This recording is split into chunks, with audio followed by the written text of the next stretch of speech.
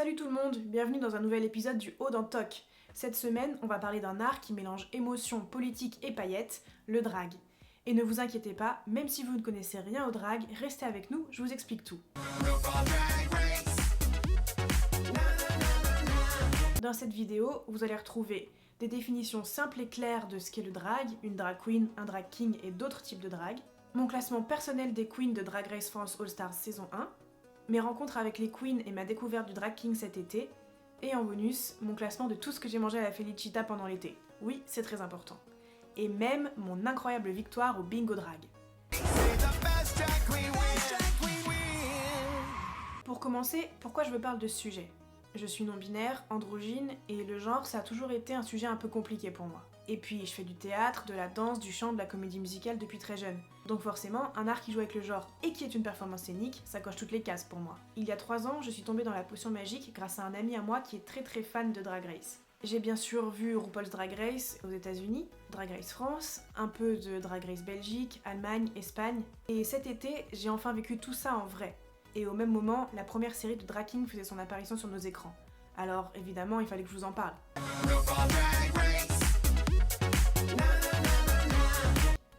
Pour qu'on parte tous et toutes du même niveau, petit lexique express. Promis, c'est clair. Le drag, c'est un art où des artistes jouent avec les codes du genre. Ils exagèrent, ils créent un personnage, ils performent sur scène. C'est aussi un message politique. On connaît surtout les drag queens, un personnage féminin exagéré, joué souvent par des hommes gays ou des femmes trans, mais pas que. Et on connaît un peu moins les drag kings, un personnage masculin exagéré, souvent joué par des femmes lesbiennes ou des hommes trans, mais pas que. Et il existe bien plus encore, le drag créature, représenté par exemple par Moon dans Drag Race France, le mouvement Club Kids dont s'inspirent les looks de Magnetica dans Drag Race France, et d'autres encore. Là, on sort du genre, c'est sculptural, fantastique, alien, futuriste ou encore monstrueux. Mais en tout cas, n'oubliez pas, le drag c'est une performance, ce n'est pas une transition de genre.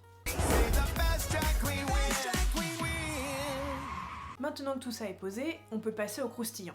Je vais vous donner mon classement ultra subjectif des queens de Drag Race France All Stars, vous raconter qui j'ai rencontré, ce que j'ai mangé à la Felicita, parce qu'on ne vit pas que d'art, on vit aussi de pâte à la truffe, et aussi vous parler du Drag King et d'une série qui m'a retourné le cœur, King of Drag. Allez, c'est parti tout de suite pour mon classement des queens de Drag Race France All Stars saison 1. Soa de Muse. Comment ne pas mettre Soa en premier pour les messages qu'elle véhicule ? J'aime ce qu'elle représente, j'aime sa façon de parler, j'aime évidemment le fait qu'elle soit non-binaire, je suis communautaire avant tout. Ellipse, je crois que je m'identifie à Ellipse. Je m'identifie à son androgynie et à son septum de 10 mm. Elle fait partie des queens qui ont beaucoup de refs, et oui, j'ai un côté snob, j'aime les queens cultivées. Et puis, elle respire la gentillesse. Cet été, elle a sorti une chanson qui s'appelle Poison avec Paloma, l'autre queen gros cerveau, et je suis hyper fan de la façon dont ça parle de sexe de manière très imagée et élégante. Car oui, j'aime à la fois les chansons qui parlent de sexe et les beaux mots. Misty Phoenix. Elle m'a fait rire toute la saison à la Felicita. Je suis un peu saoulée par son couplet sur la chanson On s'envoie en l'air qui est vraiment que du marketing, c'est rêve sur rêve, elle place chacune de ses vannes de la saison sans phrase cohérente. Elle a pas forcément les looks plus marquants, mais elle est mims, elle me fait rire et elle danse bien, alors elle est quand même en 3ème position. Punani. Une autre queen qui a des rêves. Elle me fait rire et j'adore son couplet dans On s'envoie en l'air. J'adore les allitérations, les jeux de mots, les jeux sur les sons, et c'est vraiment tout ce qu'elle écrit. Elle a aussi sorti une chanson cet été qui s'appelle Mes lèvres rouges, qui est vraiment chouette. Mami Wata. Celle qui n'avait aucune rêve et qui ne savait jamais quelle célébrité était morte ou vivante arrive en peau d'âne. Bravo pour l'évolution. Des looks juste iconiques issus de la culture ivoirienne toute la saison. Cam You. Des looks. Avec son look de chien et le look de chien de Denali dans Drag Race All Stars US, j'ai appris que j'avais des petits penchants furie. Blague à part, je n'oublierai jamais le lip sync de Cam et Misty sur Super Bass à la Felicita. Je pourrais mourir pour sa Caroline Margeridon. Elle a tellement bien reproduit la meuf riche qui veut se montrer cool et décontracte. 50% de ma personnalité, c'est me moquer des riches, donc vraiment ce look sur la chanson Le bien c'est bien et le mal c'est mal, c'est mon empire romain, j'ai pas arrêté d'en parler à ma copine. Moon. Miss Maouin quoi. Elle a des messages intéressants et importants, mais sa façon de délivrer, j'en ai assez. Piche. La dame a pris le melon, hein ? Je peux pas dire, elle a fait des looks absolument incroyables cette saison. Mais bon, les JO, on a compris. D'accord, c'est super que les personnes queer et les drag queens soient représentées dans un événement de cette envergure. Mais parlons de l'impact social des JO, les SDF et les étudiants précaires délogés, etc. Son look de frige, pitié, c'était nul. L'homonationalisme, c'est bon. Mais bon, on reste sur France TV, alors on est obligé d'en manger un peu. La Big Bertha, service minimum sur la plupart des looks. Recyclage des looks précédents, m'a été encore et encore. Magnetica, son univers et ses looks Club Kids sont intéressants, mais elle me touche moins. Après, c'est peut-être parce qu'elle a été éliminée en premier sur ces 2 saisons, donc j'ai pas trop eu le temps de bien la connaître. Drag Race derrière l'écran, c'est déjà génial, mais je vais vous raconter maintenant mes expériences à la Felicita et les queens que j'ai pu voir de près. Cet été, j'ai eu la chance d'assister à plusieurs viewing parties de Drag Race France All Stars, et j'ai pu voir des queens en vrai. J'ai rencontré Misty Phoenix, la co-présentatrice des soirées à la Felicita. C'est la gagnante de la saison 3 de la Drag Me Up, un concours de drag français qui existait avant que Drag Race arrive chez nous. Elle est danseuse, mais elle incarne aussi l'humour et l'aisance scénique. Mini Majesté, l'autre co-animatrice des viewing parties à la Felicita, est grande fan de Starmania. Elle a fait un lip-sync sur Ziggy cet été qui a provoqué une discussion passionnée entre elle et l'amie qui m'accompagnait. Le style de drague et de lip-sync de Minima me séduit moins, mais elle est très chaleureuse et drôle. Arsenica, gagnante de la Drag Me Up saison 4, est la 3e queen présente chaque semaine pour accompagner Misty et Minima. J'ai beaucoup aimé son univers et ses lip-syncs. J'ai aussi eu la chance de voir Cambiu, Ruby on the Nail, Mami Wata, Punani, Ellipse et Moon se produire sur scène. Et si les queens m'ont transporté, n'oublions pas pour autant où se passaient ces soirées. La Felicita, c'est un food court italien vivant et coloré. Dans la partie suivante, je vous raconte mes coups de cœur et mes déceptions culinaires. On commence bien sûr par mes coups de cœur.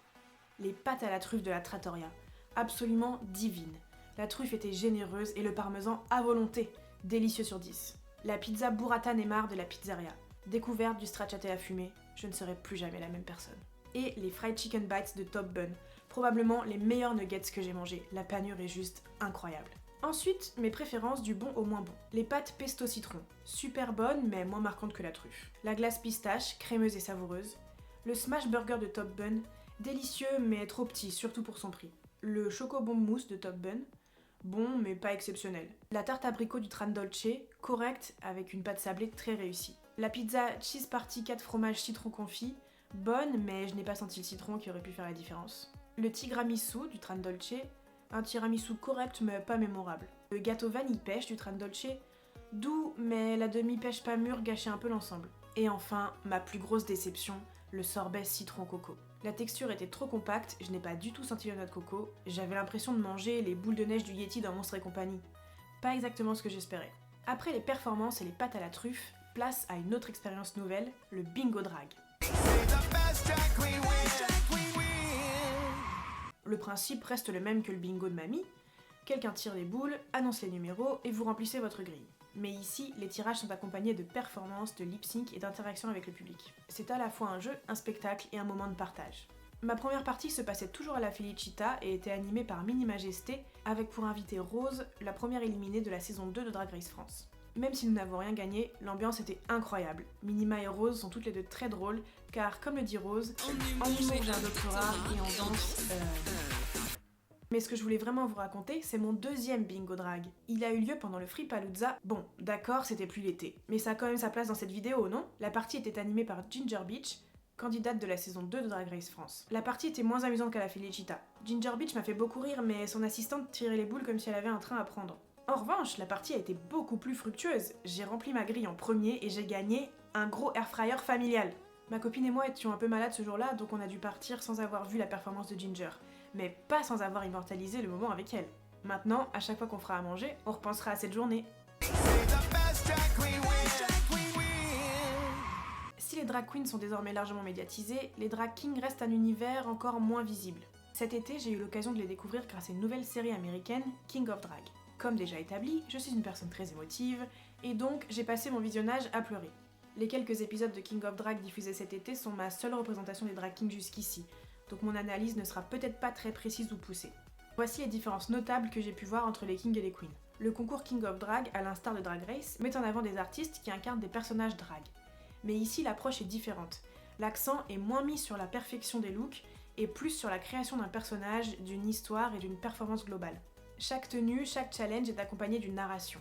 J'ai découvert des participants de tous les horizons, des lesbiennes, des hommes trans, des personnes non binaires, mais aussi des femmes hétéros. Il est beaucoup plus rare de rencontrer des hommes hétéros qui font du drag queen. Contrairement au drag queen où le lip sync reste central, King of Drag explore d'autres disciplines comme le hip-hop, la poésie ou des performances conceptuelles. Les queens de Drag Race s'appellent aussi toujours par elles et leur nom de queen.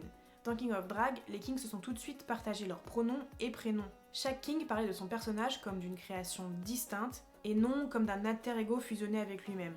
D'autres personnalités pouvaient d'ailleurs être créées ou endossées si le challenge le nécessitait. Le drag, qu'il soit queen, king ou autre chose, n'est pas seulement un spectacle. C'est un art vivant, un miroir de nos identités, un mélange de performance, de créativité, de revendications politiques et d'émotions. Cet été, grâce au drag, j'ai rencontré des queens incroyables, vécu des moments inoubliables, goûté des plats délicieux, passé de super moments avec ma copine et mes amis, et même gagné un air fryer. J'ai trouvé très enrichissant de pouvoir mieux connaître et comparer deux pans du drag, mais ma compréhension n'est pas encore complète. Si cette vidéo vous a plu, n'hésitez pas à laisser un commentaire pour partager vos expériences, poser vos questions ou m'apporter des précisions. Et si vous voulez continuer à explorer le drag et d'autres de mes intérêts avec moi, abonnez-vous et activez la cloche pour ne rien manquer. Merci d'avoir subi cette aventure avec moi. On se retrouve bientôt pour un nouvel épisode du Haut d'Antoc.